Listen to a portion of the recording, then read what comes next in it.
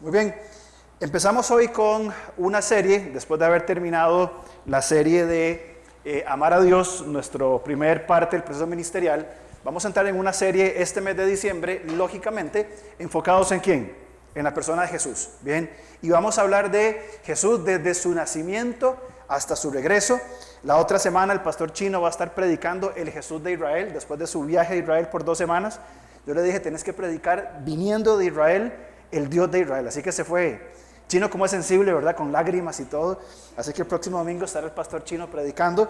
Erwin también tendrá su mensaje y sobre la vida de Jesús. Pues vamos a empezar hoy sobre el cumplimiento de las promesas. Solamente para recordar algo, enero y febrero, enero no va a haber grupos. Bien, los grupos comienzan de vuelta en febrero. ¿Y qué vamos a estudiar? Número 2, amar al prójimo. Bien, tema de comunión, amar al prójimo. Durante febrero y marzo estaremos estudiando sobre lo que es amar al prójimo. Ahí se pone difícil la cosa, ¿verdad? Ahí se pone complicado. Pero entonces vamos a hablar sobre el cumplimiento de la promesa, que Jesús es el cumplimiento de la promesa. Y déjeme decirle, desde que uno comienza a estudiar la Biblia, yo no sé si a usted le pasó, la Navidad es un fraude. Nos defraudaron con la Navidad. Que los Reyes Magos, que los ángeles cantaban, que todo eso, que los regalos, no hay nada de eso. No eran ni reyes ni eran magos, eran astrólogos. Los ángeles nunca dice que cantaron nada. O sea, llegaron y anunciaron, ¿verdad? Y más bien nuestra Navidad hemos importado cosas que no son de nuestra cultura, ¿verdad? La Navidad, ¿qué es lo típico? La nieve, el ciprés, Santa Claus, ¿verdad? Que no sé, creo que era un sacerdote danés o algo así, me parece que era, o turco, algo así era. Nos ponen nieve y aquí hace un calor, ¿verdad? El ciprés, que más bien nos ponen como unas palmeras ilustradas, ¿verdad? Unos cocos decorados. O sea, pongámoslo así, lo más típico que tenemos de Navidad, ¿qué es? Tico, los tamales. Usted pone a hervir unos tamales un domingo en la mañana, como hoy, y ya llegó Navidad. Nada de árbol, nada de... Bueno, por eso mi familia me dice que yo soy el Grinch, ¿verdad? Así me tratan mi amada familia. También, ahora vamos a tomar un café vos y yo juntos para desahogarnos de todo esto. Pero más allá de todo esto, ¿verdad?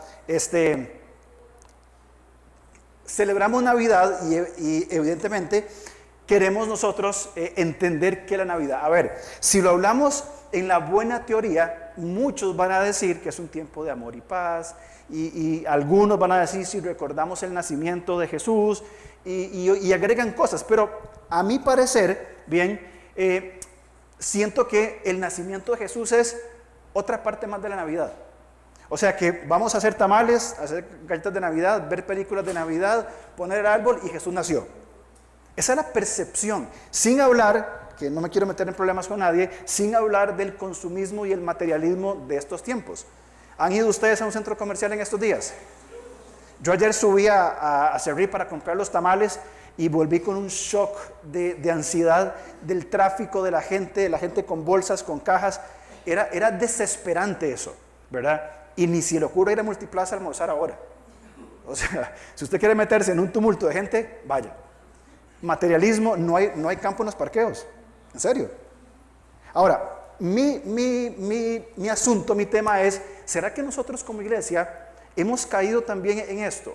De incluir el nacimiento de Jesús como una parte más de nuestra Navidad.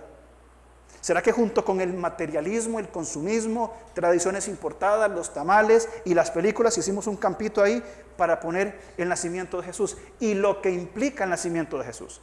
No estoy diciendo que está mal comprar regalos, yo espero mi regalo, soy talla 10, por cualquier cosa, espero mi regalo, como tamales, hacemos galletas, está perfecto. El punto es dónde está el centro de nuestra celebración en este tiempo. Y básicamente podríamos ponerlo así: celebramos Navidad como una tradición que se ha incorporado en nuestra cultura, independientemente de dónde venga o las prácticas que hemos adoptado, o vamos a tomar la Navidad, que inclusive la decoración de nuestra casa, nuestras acciones y actividades reflejen que tenemos fe en ese niño que nació allá en Belén hace unos 2000 años, y que no solamente eso, lo que implica el nacimiento, porque el nacimiento como tal Fue el nacimiento, pero ¿qué implica?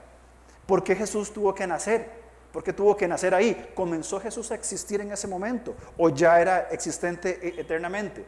Y si la eternidad se humanó, ¿para qué va a estar en este mundo?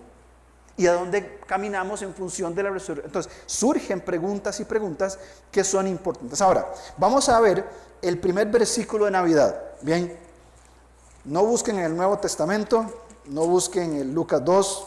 Vamos a Génesis capítulo 3, versículo 16. Porque ahí vamos a encontrar, 3:15, perdón. Ahí vamos a encontrar el primer versículo de la Navidad. Génesis 3:15 dice: a la mujer dijo, multiplicaré, perdón, 15, y pondré enemistad entre ti y la mujer, le está hablando la serpiente, entre tu simiente, la descendencia, y la simiente suya. Esta te herirá en la cabeza y tú le herirás en el calcañar. Este es el primer versículo de Navidad. Este es el primer versículo de esperanza. En el contexto, y usted lo sabe perfectamente bien, el contexto habla de la caída del hombre en pecado. Adán y Eva pecaron, desobedecieron a Dios, caen, bien, y vienen las maldiciones a causa de la rotura de las relaciones de Dios con el hombre, con el prójimo, con la creación. Bien, ahora, el hombre había caído. ¿Y qué hace Dios? Los voy a restaurar. Eso es lo que hace Dios. Los voy a restaurar. Un día van a ser una persona de la simiente de la mujer, bien, que va a destruir o va a deshacer, como dice Juan, las obras del enemigo y nos va a redimir y restaurar por siempre. Y ahí comienza una línea, una narrativa, una trama desde Génesis 1:1 hasta Apocalipsis 22, bien, donde se va narrando la historia de aquel que sería la simiente de la mujer.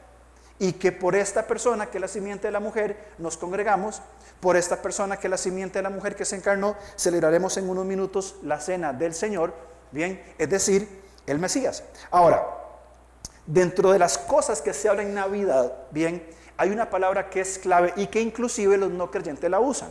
Si usted va por San José y las entrevistas que hacen todos los años las mismas personas y dicen lo mismo, ¿qué es Navidad para usted?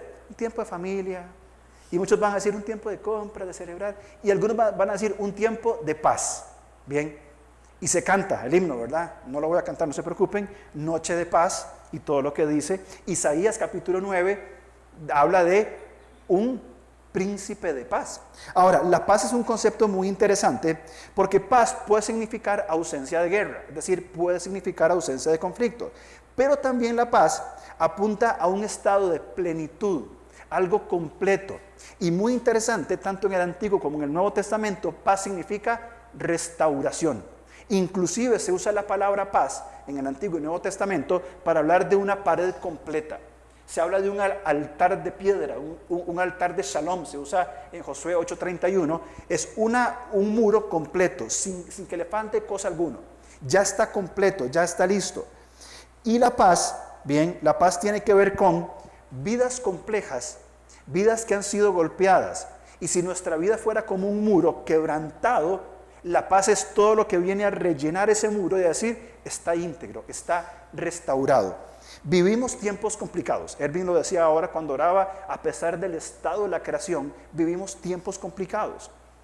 Pero nosotros, Jesús lo dijo en Juan capítulo, bueno, no tengo aquí las notas, pero Jesús lo dijo, mi paz les dejo, Juan 14 o 15, por ahí anda. Mi paz os dejo, mi paz os doy. ¿Y cuál es la descripción de esa paz? No como el mundo la da, sino como solamente yo la puedo dar. ¿Cómo es la paz que da Jesús? La paz que da Jesús apunta a la restauración. Romanos capítulo 8, versículo, y nada más lo estoy mencionando, Romanos 5:1, dice que tenemos paz para con Dios. Estamos en paz con Dios. Es decir, la relación quebrantada por el pecado ha sido restaurada. Efesios capítulo 2 nos habla de que Jesús hizo la paz. Bien, de que de ambos pueblos hizo uno. Y podríamos ir uno y otro por diferentes pasajes hablando de la paz. Pero veamos, por ejemplo, este versículo en Efesios. Quiero mencionarlo o leerlo. Efesios 2:14. Porque justamente habla de esta idea de la obra que Jesús hace por nosotros en nuestra vida. Efesios 2:14 dice, porque Él es nuestra paz. La palabra es eirene y tiene que ver con paz, con completo, con algo lleno, bien, paz con Dios. Y lo dice, Él es nuestra paz, que de ambos pueblos, bien, judíos y gentiles, hizo uno, derribando la pared intermedia de separación, aboliendo las enemistades de la ley aboliendo en su carne las enemistades, la ley de los mandamientos expresados en ordenanzas, para crear en sí mismo de los dos un solo y nuevo hombre, haciendo la paz, y mediante la cruz reconciliar con Dios a todo hombre en un solo cuerpo, matando en ellas las enemistades. Jesús vino y unió. Jesús vino y trajo paz. Jesús vino y restauró. Y en esta mañana quisiera que nosotros repasáramos un concepto muy simple, que se resume en 4 partes, bien, que necesitamos tenerlo en nuestra mente a la hora de festejar Navidad. ¿Cuáles son sus costumbres familiares? No importa cuáles sean. Es necesario que en nuestras costumbres esté la intencionalidad de constantemente recordar por qué celebramos la Navidad. No solamente para evitar caer en materialismos, en tradiciones, sino para ¿qué? Para exaltar el nombre del Señor, que refresque nuestra alma, que nos anime. Y no importa cuáles sean sus tradiciones, sus costumbres, ¿qué pasa si nosotros comenzamos a incorporar la revelación de Cristo, estas verdades del Evangelio en toda nuestra Navidad? Creo que será interesante. Vamos a ver, y lo vamos a hacer muy rápido, 4 palabras que tienen que ver con la historia de la humanidad. ¿Por qué Jesús nació? Bueno, Jesús nació, ya lo vamos a ver por qué, a causa del pecado del hombre. Pero vamos a hacer una recapitulación muy puntual de esas 4 palabras. De la creación, Dios ha creado todas las cosas, Él es Señor. De la caída, bien, nosotros hemos heredado el pecado y el pecado ha ido transmitiéndose de generación en generación, bien, y como el Salmo decía, cuando Dios mira el pecado, Él nos va a perdonar, bien, pero es necesario que haya, en tercer lugar, una redención hecha por un Redentor. Es decir, que Él toma y quita el pecado y nos da la libertad a todos los que hemos puesto nuestra confianza en Él. ¿Para qué? Para que un día otra vez haya esa restauración de todas las cosas y las relaciones quebrantadas por el pecado sean restauradas por siempre y para siempre. Entonces veamos algunas cosas bien importantes en cada uno de estos palabras. En primer lugar, vamos a Génesis capítulo 1, por favor, y veamos ahí algunos textos que son muy importantes. Primero comenzamos con la creación y ya desde aquí vamos a entender la cosmovisión que adoptamos, un Dios creador todopoderoso. Génesis 1:1 dice, en el principio creó Dios los cielos y la tierra. Bien, aquí Dios no da pruebas, no da argumentos científicos, aquí Dios dice, hay un creador que crea todas las cosas. Muy bien, Él crea todas las cosas. El final del capítulo 1, en el 31, versículo 31, termina diciendo, después de que Dios ha creado todas las cosas, y vio Dios todo lo que había hecho, y aquí que era bueno en gran manera. Y fue la tarde y la mañana del 6º día. Bien, Dios dijo que todo lo que Él había creado era bueno. Constantemente hizo algo, esto es bueno, hizo algo, esto es bueno, y al final termina de decir, esta creación es buena. Y llegamos al éxtasis, a la parte más fuerte de la creación, Génesis 2:2. Dice, y acabó Dios en el 7º día la obra que hizo, y reposó el 7º día de toda la obra que hizo. El reposo de Dios no es porque Él estaba cansado. Porque, ¿cómo costó hacer esa montaña? No, ese no es Dios. Él admira, Él contempla, Él disfruta de la creación que Él hizo porque sabe qué va a suceder en esa creación. Recordemos que Dios es omnisciente y todo lo sabe. Y Dios sabía qué iba a pasar, cómo se iba a hacer, Dios todo lo conoce, ¿cierto? Entonces Dios contempla esa creación. Ahora, como parte de la creación, el Señor tiene la genialidad de crear al hombre y la mayor genialidad de crear a la mujer. Bien, los crea delante de Él, hombre y mujer, en mismas condiciones, bien, en un complementarismo matrimonial perfecto, donde encajan de una manera única, perfecta y absoluta, bien, hombre y mujer. Él los creó hombre y mujer y los une, bien, y Dios los pone en un lugar para gobernar. Cuando Dios dice en Génesis 2:15, Dice, tomó pues Jehová Dios al hombre y lo puso en el huerto de Edén para que lo labrase y lo guardase. No es que lo estaba haciendo agricultor. Vea, vaya siembre papas y viva de eso. Le estaba hablando, decir, va a desarrollar toda una humanidad. Van a ser colocados en ese lugar y van a desarrollar una cultura. De cultivar viene la palabra cultura. Una humanidad, van a inventar, se van a desarrollar, van a avanzar, van a madurar, van a tener hijos, se van a expandir. Bien, todo dentro, evidentemente, del gobierno y del señorío del Señor. Y el Señor construyó relaciones perfectas. Queramos o no, nos guste o no, somos seres relacionales. Y no necesitamos uno al otro. No podemos ser ermitaños aislados en nuestra casa, no podemos solos, necesitamos de la comunidad. Y el Señor crea relaciones perfectas. 2:15 de Génesis. Dice, tomó pues al hombre y lo puso en el huerto del Edén para que lo labrara y lo guardase. Ya lo mencionamos, una relación con la creación. En el versículo 25 del capítulo 2, dice, cuando Dios une a Adán y Eva, que estaban ambos desnudos, Adán y su mujer, y no se avergonzaban. Una relación con otros perfecta, tipificada en Adán y Eva, que se complementan perfectamente en todo.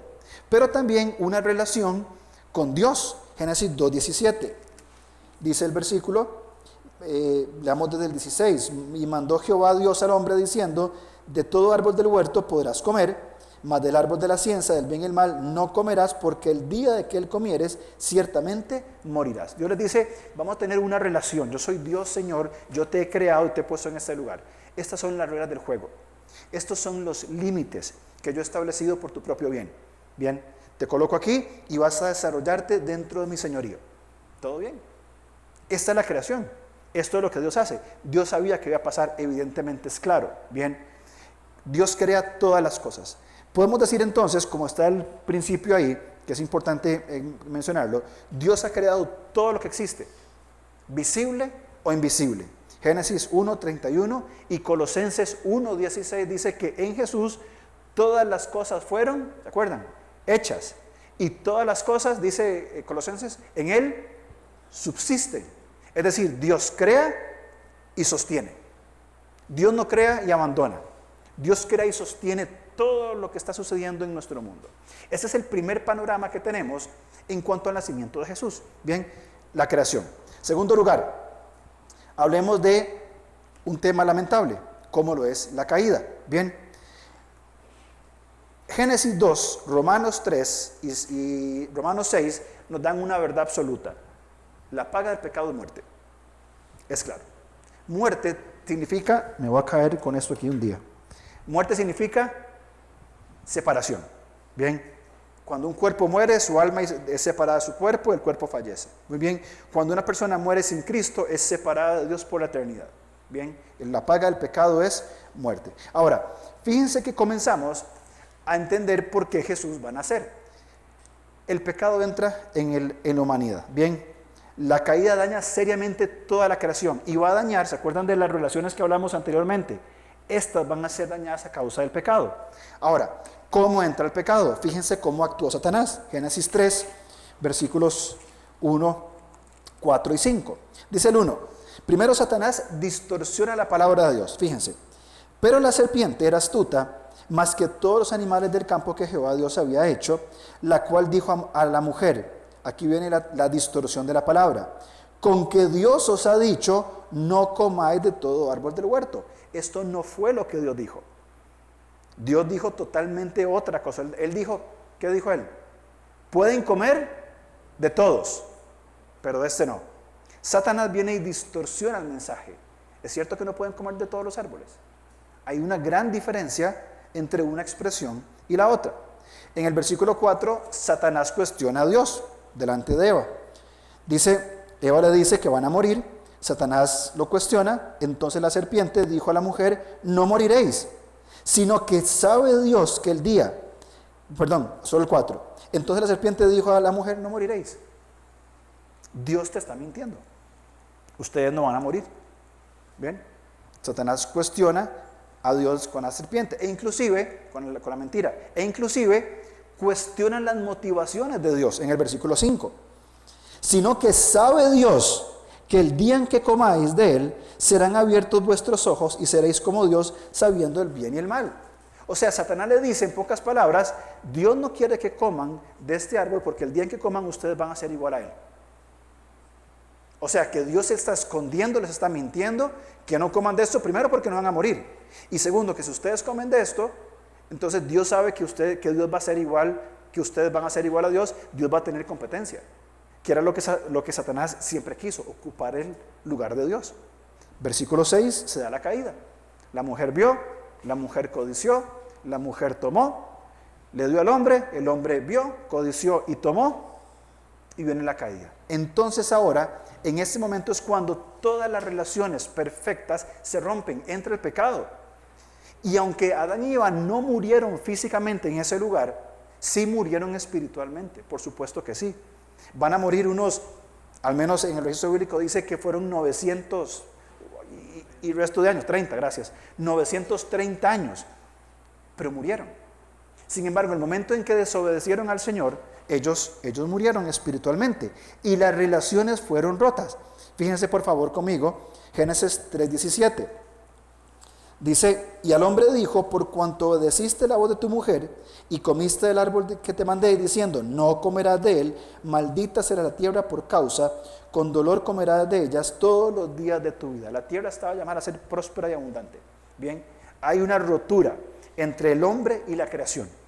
Bien, número 2, con el prójimo, 3:7 de Génesis.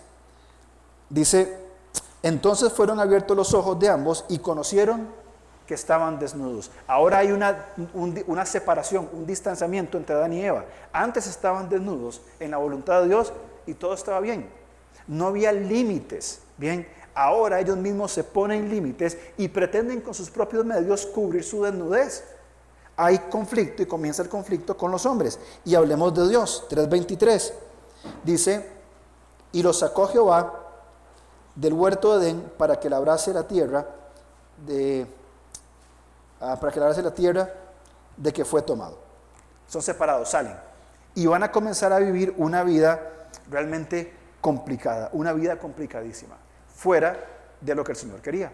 La relación con Dios se quebrantó por el pecado. Y el hombre, según Romanos, está separado de Dios a causa del pecado. Y esa separación condena al hombre a una eterna condenación, una eterna separación de Dios con el hombre. Por eso tenía que venir ¿quién? El Redentor, el que restaura todas las cosas. Continúa la historia, y si usted lo lee, y por tiempo claramente no lo podemos hacer, comienzan los hombres a buscar el cumplidor, no sé si se dice así, pero el quien cumplirá estas promesas. Porque, por ejemplo, cuando nacen los hijos de Adán y Eva, ella tenía la esperanza de que que alguno de estos fuera el Redentor. Y evidentemente no fue ni Caín ni fue Abel. De hecho, ¿cuál es el primer evento que se registra en la Biblia después de la caída? ¿Se acuerdan? Un fratricidio, o sea, el asesinato entre hermanos. Caín se enoja porque Abel tenía un buen corazón y lo asesina. ¿Cuál fue el segundo acto registrado en la Biblia de violencia? Lamec. Lamec en 4:19 de Génesis dice que él no quería una mujer, que él quería 2 mujeres. Y Lamec toma ahora para él 2 mujeres. Entonces, en solamente el capítulo 4 de Génesis, encontramos 2 intentos de la humanidad o 2 acciones de la humanidad que evidencian la separación de Dios con el hombre y que atentan contra 2 instituciones creadas por Dios o dos de las principales construcciones de Dios. La dignidad humana. Bien, no hay respeto a la imagen y semejanza de Dios. Caín toma algo, saca a su hermano afuera y lo asesina. Y también traspasaron el pacto del matrimonio. Tomará el hombre a su mujer y serán una sola carne. Y Lamec dijo, no, yo no quiero una, yo quiero 2. Y comienza lo que implicó en la historia de Israel la poligamia. A partir de un hombre que dijo, yo quiero 2, o 3 o 4, no lo sé, pero al menos 4:19 registra que tomó para sí 2 mujeres, Ada y Sila. Ahora, ¿qué pasa si continuáramos viendo nosotros toda la historia del pueblo de Israel? Capítulo 5 de Génesis, ¿qué es lo que hay? Una genealogía. ¿Cómo termina cada genealogía? Vivió Alonso por 80 años y murió. Vivió fulano por tantos años y murió. El común denominador en el capítulo 5 es y murió, y murió, y murió. Hasta que en capítulo 6 Dios ve a los hombres y ¿qué es lo que ve? Que el pensamiento del corazón del hombre que era de continuo, solamente el mal. Y Dios dijo, ya está, vamos a destruir todo esto, vamos de nuevo. Y se levanta alguien en quien tenía la esperanza de redención, en Noé. Noé va a ser el cumplimiento de la promesa. Y pasa todo lo que pasa, Noé sigue las órdenes del Señor, muere la humanidad, se salvan solamente 6 personas, entran en el arca, se desarrollan, bien, y sale a Noé, ¿y qué hace? Se pega una fiesta. Y pasa todo lo que pasa con sus hijos, bien, y viene la repoblación de la humanidad. Noé no pudo hacer tampoco el Redentor. Y en el capítulo 10 tenemos otra genealogía donde ya apunta algo más importante que va a suceder en el capítulo 12. En el capítulo 11, ¿qué encontramos? La Torre de Babel. Es decir, el hombre dice, nos distanciamos de Dios por el pecado y vamos a buscar nosotros construir una religión, algo que nos lleve hasta el cielo y que estemos juntos por si nos esparcimos. Y tenían una determinación única, increíble, única. ¿Y qué dijo Dios? Confundamos las lenguas, así no se van a entender. Y no se entendieron, se separan estos pueblos de toda la humanidad. Hasta que en el capítulo 12, vamos a leer Génesis 12, por favor, 1 y 2, aparece no quién habría de ser el Redentor, pero sí el origen de esta descendencia que llevaría hasta el Mesías. Versículo 1 del capítulo 12. Pero Jehová había dicho a Abraham, vete de tu tierra y de tu parentela y de la casa de tu padre a la tierra que te mostraré, y haré de ti una nación grande, Israel, y te bendeciré y engrandeceré tu nombre y serás bendición. Bendeciré a los que te bendijeren y a los que te maldijeren maldeciré, y serán benditas en ti todas las familias de la tierra. La pregunta que nos hacemos es entonces, ¿cómo van a ser benditas en el creyente Abraham todas las familias de la tierra? Porque a través de Abraham, de su hijo Isaac, de Jacob, que después va a ser llamado Israel, van a ser Judá, y de Judá va a venir una línea sacerdotal que pasa por el rey David y termina ¿en dónde? En la persona de Cristo. Por esa línea, por eso tenemos la narración del Antiguo Testamento, esa línea que se va escabullendo. Por eso no encontramos muchos detalles de muchas cosas que nos interesaría saber, pero que no es el propósito. Todo el Antiguo Testamento es el camino, obviando cosas, llevándonos por la ruta hasta que un día, Gálatas 4:4, en el tiempo establecido, Cristo nace de mujer. Que es ahí donde entonces nosotros cobramos el sentido de la Navidad. Porque la Navidad necesariamente debe descansar en la persona de Jesús. Ahora, vamos a un tercer concepto, el concepto de la redención. Muy bien. Fíjense que empezamos con el principio. Dios prometió que Él redimiría el pecado de la humanidad para que todos nosotros podamos tener vida eterna. En Génesis 3:15. Ahora, 1 Pedro 3:18, hay una expresión que me encanta y se la voy a decir de memoria. El justo por los injustos para llevarnos a Dios. Tenía que nacer un justo, uno perfecto, que cargara sobre sí el pecado de la humanidad. Bien, esa promesa de Génesis 3:15, alguien que cargara todo ese pecado y tomara su justicia y la llevara ¿a quién? A los injustos. 2 Corintios 5:21. Al que no conoció pecado, ¿se acuerdan qué dice? Por nosotros lo hizo pecado. ¿Para qué? Para que nosotros fuésemos hechos en él justicia, o para que fuésemos hechos justicia de Dios en él. ¿Se dan cuenta esa repetición de cómo Jesús es el Redentor, quien toma para sí el pecado de la humanidad, se lo pone encima, el suyo, el mío y el de cualquier persona que haya existido, exista o existirá? Se echa sobre sí el pecado.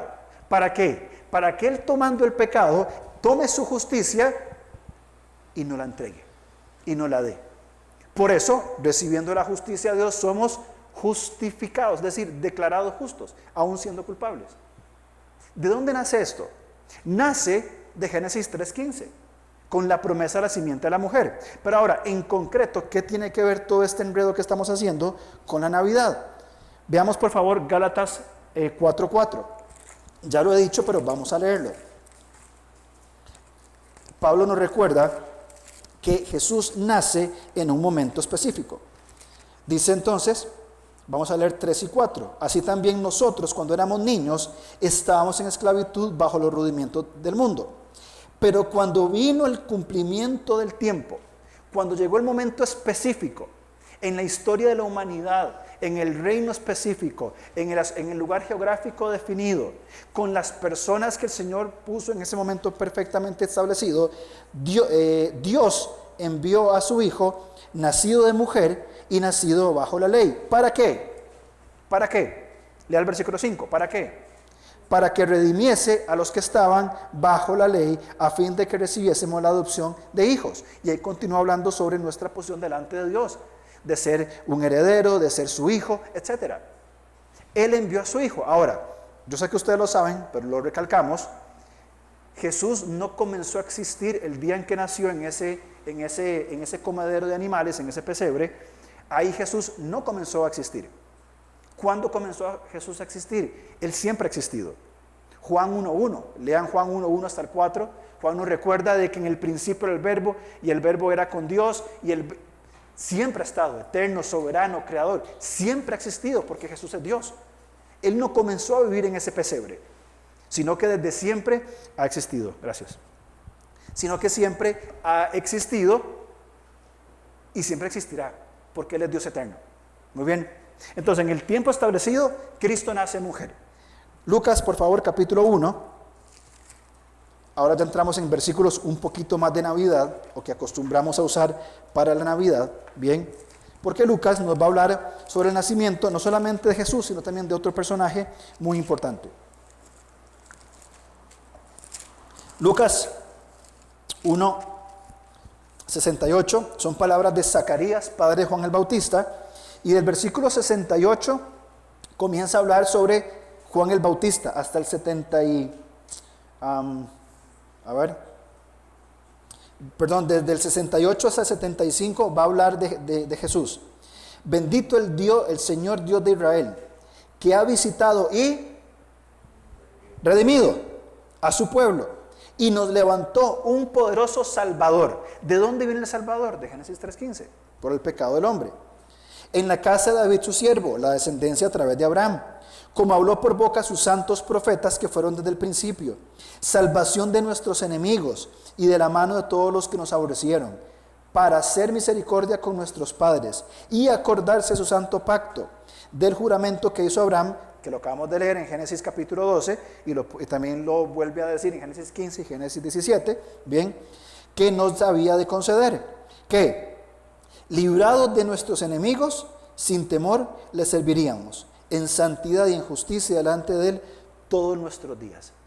Zacarías reconoce, dentro de la presentación de María con su prima, reconoce y proclama esta expresión: el Salvador, quien vino a redimir. Después continúan los versículos más adelante sobre Juan el Bautista, que va a ser quien va a preparar el camino del Señor.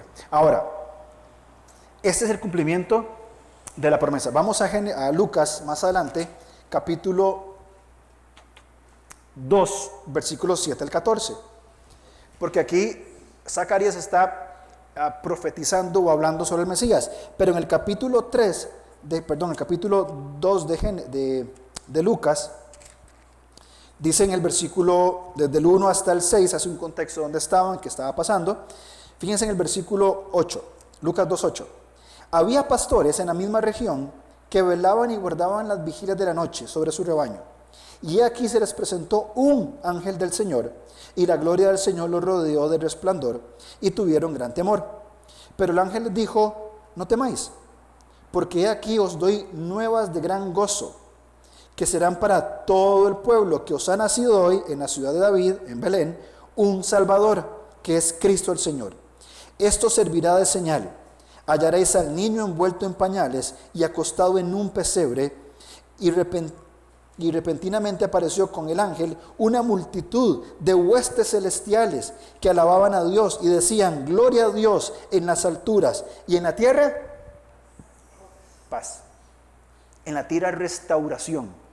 En la tierra volver a conciliar a ese hombre separado de Dios por el pecado, por la obra de este Salvador, de este Redentor que estaban haciendo.